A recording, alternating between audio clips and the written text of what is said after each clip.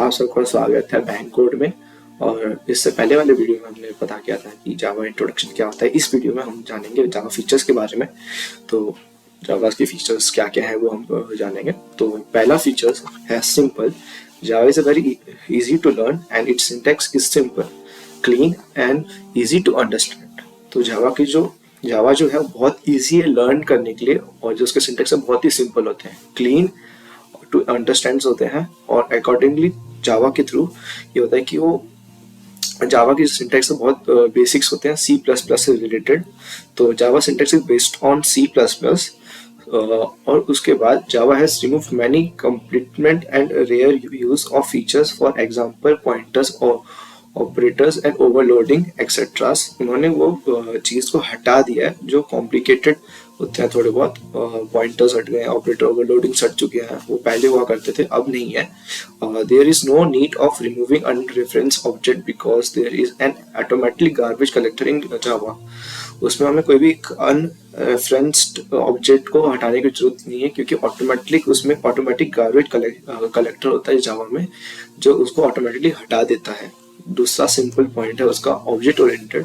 तो जावा जो है एक ऑब्जेक्ट ओरिएंटेड प्रोग्रामिंग लैंग्वेज है, जिसे हम कुछ और बाद में और वीडियोस में डिटेल में जानेंगे।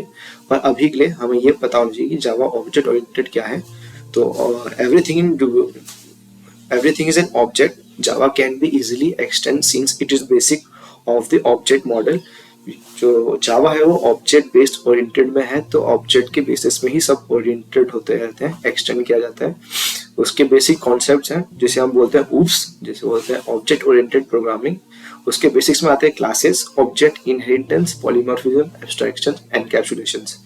यहाँ पे हम लोग जानेंगे बेसिक कॉन्सेप्ट्स क्या होते हैं। पहले आता है क्लास में। क्लास क्या होता है? वो क्रैपर होता है जिसमें वो कंस्ट्रक्ट करता है डाटा एलिमेंट्स को, जैसे data members, member functions, variables, properties of the programs, member functions और यूजर डिफाइंड फंक्शंस। ये सब क्लास अपने अंदर रखता है। उसके बाद ऑब्जेक्ट्स आते हैं। ऑब्जेक्ट्स हमारे क्लासेस को डिफाइन करता है। उसके बाद आता है ब्लूप्रिंट ऑफ क्लास, बोल सकते हैं हम लोग एक टाइप से ऑब्जेक्ट को। फिर इनहेरिटेंस होता है, आप मान लेते हैं पेरेंट चाइल्ड रिलेशनशिप होता है, पर अभी के लिए हम इसको मेजरली जान सकते हैं कि जितने भी प्रॉपर्टीज एक क्लास होते हैं, दूसरी क्लास में वो प्रॉपर्टीज इनहेरिट करते हैं, उस चीज को हम बोलते हैं इनहेरिटेंस। फिर आता है पॉलीमॉर्फिज्म। पॉलीमॉर्फिज्म्स आता है कि पॉली एक ग्रीक वर्ड है जिसका मतलब होता है मैनी, और मॉर्फिज्म का मतलब होता है बिहेवियर।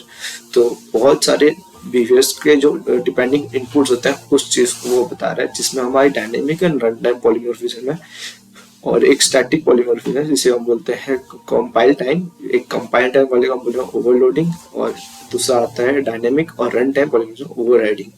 इसे भी हम अलग से वीडियो में डिटेल में बात करेंगे। एब्स्ट्रैक्शंस हो जाते हैं हमारे डाटा मतलब इनरिलेवेंट डाटा को हाइड करना यूजर से, उसको भी हम लोग एब्स्ट्रैक्शन बोलते हैं। उसके अंदर इंटरफेस एब्स्ट्रैक्शन क्लास, इसको भी हम डिटेल में पढ़ेंगे बाद में। और एनकैप्सुलेशन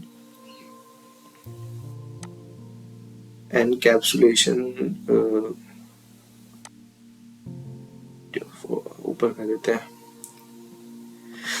एनकैप्सुलेशंस में ये हो जाता है कि जितने भी हम डाटा को गैदर कर रखे हैं उसको एक सिंगल प्लेस में लाके रख देना, उसको बोलते हैं एनकैप्सुलेशंस। और जो बेस्ट एग्जांपल होता है क्लास है, एक सबसे बेस्ट एग्जांपल एनकैप्सुलेशन का, क्योंकि उसमें हमारे data members, variables, properties of program, member functions हो गए, यूजर डिफाइंड फंक्शंस हो गए, उन सब चीज को मिला के वही डाटा फंक्शन बनता है। तो वो बहुत ईजी होता है एक एग्जाम्पल के रूप में। दूसरा एक हमारा जो फंक्शन है, नेक्स्ट फीचर होता है जावा का, वो है platform independent. Unlikely the many other program languages including C and C++, when the Java is compiled, it is not compiled into platform specific machine, rather into platform independent bytecode. This bytecode interpreted by the virtual machine JVM on whichever the platform is depending run on. तो platform independence क्या होता है कि जावा में जितने भी हमारे codes होते हैं वो पहले JVM से होते हुए जाते हैं, उसके बाद ही वो बाइट कोड में चेंज होते हैं। जो बाइट कोड जो होता है वो मशीन रन करता है, पर बाकी सब यूजेस में वो यूज नहीं होता है, वो डायरेक्टली नेटिव मशीन इंटरसेक्शन में जाता है जो स्टोर नहीं होता है कहीं भी, पर बाइट को स्टोर होता है। ये उसका एक फीचर है। मल्टी थ्रेडेड नेक्स्ट फीचर है with the Java multi threaded feature it is possible to write program that can perform many tasks simultaneously. This design further allow the developer to construct in activity application that can run smoothly. तो इसका मतलब ये होता है कि multi threaded का मतलब होता है कि प्रोग्राम साथ में हम कर रहे हैं, साथ में और भी मल्टी टास्क परफॉर्म कर सकते हैं, साथ में उस चीज़ को डेवलपर यूज कर सकता है कि आप साथ में कोडिंग के साथ और भी बहुत कुछ कर सकते हैं, मल्टीटास्किंग कर सकते हैं। उस चीज़ को डेवलपर यूज करके स्मूथली काम कर सकता है। इंटरप्रेटेड जावा बाइट को ट्रांसलेट किया जाता है on the fly of native machine structure and it is not store anywhere. तो जावा कोड को ट्रांसलेट किया जाता है एक बाइट कोड के थ्रू एक नेटिव मशीन इंटरसेक्शन में जो कहीं भी स्टोर नहीं करता। उस चीज़ को इंटरप्रेटेड बोलते हैं। High performance with the use of just in time compiler Java enable high performance. ये जस्ट इन टाइम कंपाइलर हमारा जो होता है वो हाई परफॉर्मेंस को एनेबल करने के लिए यूज होते हैं। और distributed Java is a design for the distributed environment of the internet.